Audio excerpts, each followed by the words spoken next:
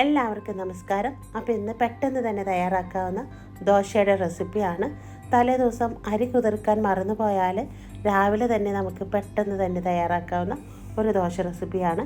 കൂടാതെ തന്നെ പഴയ കാലത്തെ ഒരു ഉള്ളിച്ചമ്മന്തിയും. അപ്പോൾ അതൊക്കെ എങ്ങനെയാണ് തയ്യാറാക്കുന്നതെന്ന് നോക്കിയിട്ട് വരാം. മിക്സിയുടെ ബൗളിലേക്ക് 1 കപ്പ് വറുത്ത അരിപ്പൊടി ഇട്ട് കൊടുക്കാം. 1 കപ്പാണ് കേട്ടോ ഇട്ട് കൊടുത്തത്. 2 ഇല മാത്രം കറിവേപ്പില, ഒരു ചെറിയ സൈസ് പൊട്ടറ്റോ ക്യൂബ്സ് ആയിട്ട് അരിഞ്ഞത് അതുകൂടി ചേർത്തെടുക്കാം. പിന്നെ ഒരു 1/4 കപ്പ് കടലപ്പൊടി ഇട്ട് കൊടുക്കാം. 1/2 കപ്പ് കട്ടത്തൈര്, പുളിയില്ലാത്ത തൈരാണ് കേട്ടോ, അതും കൂടി ഇട്ട് കൊടുക്കാം. 2 വറ്റൽമുളക്, പിന്നെ ഒരു ചെറിയ പീസ് ഇഞ്ചി. ഇതിലേക്ക് ആവശ്യമായിട്ടുള്ള ഉപ്പ് ചേർത്ത് കൊടുക്കാം. ഒരു പിഞ്ച് സോഡാപ്പൊടി കൂടി ചേർത്തെടുക്കാം. നമ്മളിത് അധികം നേരം പുളിക്കാനൊന്നും വെക്കുന്നില്ല, അതുകൊണ്ടാണ് കേട്ടോ നമ്മൾ സോഡാപ്പൊടി ചേർത്തത്. പിന്നെ ആവശ്യത്തിന് കുറച്ച് വെള്ളം മാത്രം ഒഴിച്ചിട്ട് നന്നായിട്ടൊന്ന് അടിച്ചെടുത്തിട്ട് വരാം. നല്ല ഫൈനായിട്ട് അടിച്ചെടുത്ത് ഒരു ബൗളിലേക്ക് ഒഴിച്ചു കൊടുത്തിട്ടുണ്ട്. എന്നിട്ട് നന്നായിട്ട് ഒന്ന് മിക്സാക്കി കൊടുക്കാം. മിക്സിയുടെ ബൗളിലേക്ക് ഒരു അല്പം വെള്ളം കൂടി ഒഴിച്ചിട്ട് അതുകൂടി ചേർത്ത് കൊടുക്കാം. നമ്മൾ ദോശയുടെ ആ ഒരു മാവിൻ്റെ ഒരു രീതി ഉണ്ടല്ലോ, അതേ രീതിയിൽ. എന്നിട്ട് സമയം ഉണ്ടെങ്കിൽ അരമണിക്കൂറോ 1 മണിക്കൂറോ അത്ര മതി കേട്ടോ, ഒന്ന് അടച്ചു വെച്ചിട്ടുണ്ട് റെസ്റ്റ് ചെയ്യാനായിട്ട്.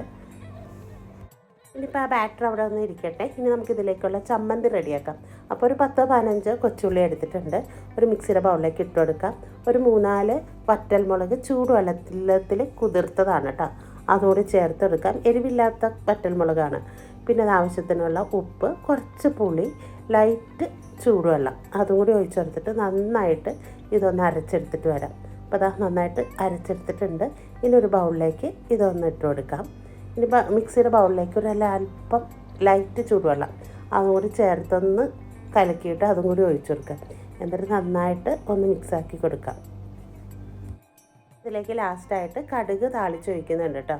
കടുകും കറിവേപ്പിലയും കൂടി താളിച്ചതാണ്, അതുകൂടി ചേർത്തെടുക്കാം. ഇത് നിർബന്ധമല്ല, എന്നാൽ ചെയ്താൽ നല്ല ടേസ്റ്റാണ് കേട്ടോ ഈ ചമ്മന്തിക്ക്. ഇനിയിപ്പോൾ നമുക്ക് ദോശ ചുട്ട് തുടങ്ങാം. അപ്പോൾ ദോശക്കല്ല് വെച്ചിട്ടുണ്ട്. ഇനി ഇതിലേക്ക് ഓയിലോ എണ്ണയോ അതൊന്ന് തടവി കൊടുക്കാം. പിന്നെ ബാറ്റർ ഒന്നും കൂടി ഒന്ന് മിക്സാക്കിയിട്ടുണ്ട്. ഇനിയിപ്പോൾ നമുക്ക് ഒരു തവി ഒഴിച്ചെടുത്തിട്ട് നന്നായിട്ട് നൈസായിട്ടൊന്ന് പരത്തിയെടുക്കാം.